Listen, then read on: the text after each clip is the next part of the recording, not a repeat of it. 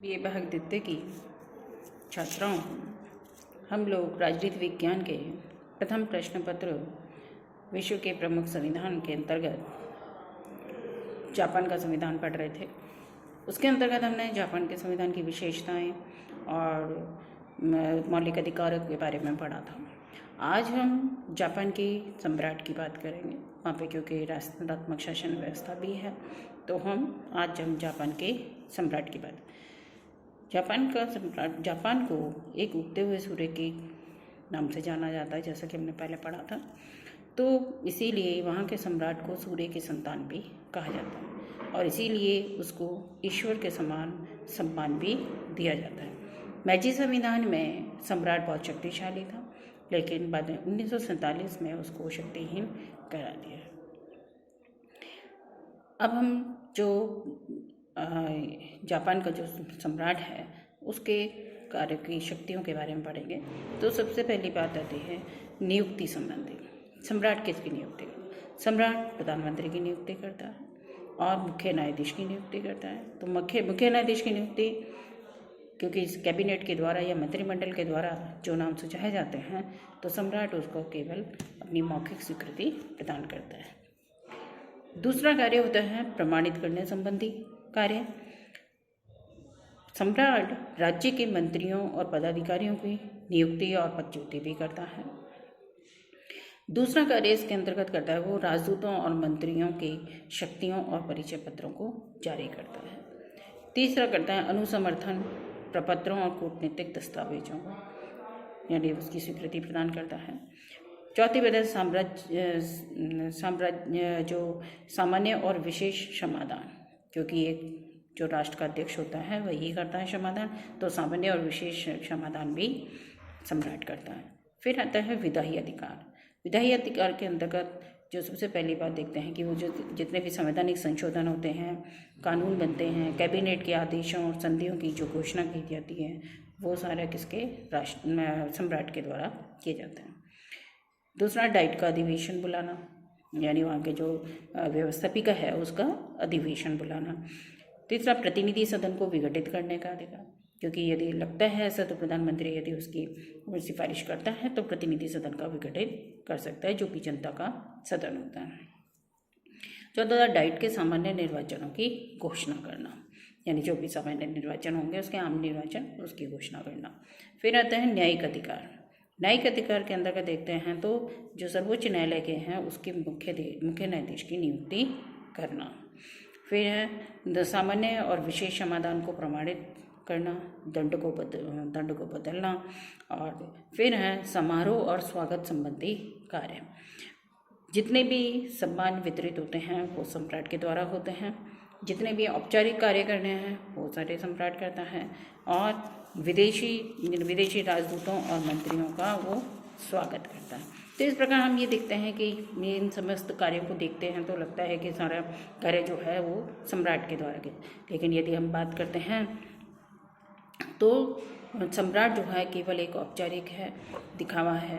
तो यहाँ पर हम देखते हैं कि तो सम्राट इस हिसाब से लगता है कि सम्राट बहुत शक्तिशाली है, उसके द्वारा ही समस्त कार्य किए जाते हैं। लेकिन वास्तव में यदि हम देखते हैं तो इसकी स्थिति देखते हैं, सम्राट की स्थिति व्यवहारिक रूप से क्या है। तो जापान में सम्राट को एक स्वर्णिम शून्य कहा जाता है, यानी गोल्डन जीरो। गोल्डन जीरो क्यों कहा जाता है? क्योंकि हम देखते हैं कि ब्रिटेन और जापान दोनों में ही राष्ट्रात्मक शासन व्यवस्था, दोनों में ही सम्राट है, लेकिन उसके बावजूद भी हम देखते हैं तो ब्रिटेन की तुलना में जो जापान का सम्राट है वो शक्तिहीन है, और जबकि जो ब्रिटेन का जो सम्राट है वो शक्तिशाली है, क्योंकि उसके पास विशेषाधिकार है। विशेषाधिकारों का व्यावहारिक प्रयोग भले ही वहाँ की ब्रिटेन की संसद और कैबिनेट करता है, लेकिन उसके बावजूद भी वहाँ पर चाहे तो वहाँ का सम्राट जो है उन विशेषाधिकारों का प्रयोग स्वयं भी विवेक के आधार पर कर सकता है। तो हम सबसे इसको स्वर्णिम शून्य क्यों कहते हैं? तो सबसे पहली बात आती है कि यहाँ पर शक्तियाँ जो हैं सैद्धांतिक और व्यावहारिक हैं। किस प्रकार से? क्योंकि सैद्धांतिक रूप से तो उसको बहुत सुशोभित कर दिया गया कि बहुत समस्त शक्तियाँ जो हैं वो सम्राट में निहित हैं, लेकिन व्यावहारिक रूप से उसके पास कोई भी कार्य नहीं होते। समस्त कार्य जो हैं वो वहाँ के संसद और प्रधानमंत्री मंडल करता है। नियुक्ति संबंधी की यदि हम बात करते हैं तो जितने प्रधानमंत्री की नियुक्ति करना है, मुख्य न्यायाधीश की नियुक्ति करना है, प्रतिनिधि सदन को विघटित करना है, डाइट को नामांतरित करना है, या आदि जितने भी कार्य होते हैं वो सब प्रधानमंत्री करता है। ये उसमें इसमें सम्राट को कोई विवेक का प्रयोग नहीं होता है। तो संवैधानिक जितने भी संवैधानिक संशोधन संबंधी विधेयक होते हैं वो सारे के सारे सरकारी गजट में छपने की आज्ञा वो केवल मात्र देता है, उसके हस्ताक्षर कहीं पर भी नहीं होते हैं। हस्ताक्षर केवल न्याय मंत्री के होते हैं और प्रत्येक हस्ताक्षर जो हैं वो प्रधानमंत्री के होते हैं। तो इस प्रकार कहीं पर भी सम्राट जो है वह केवल एक मौखिक स्वीकृति देता है।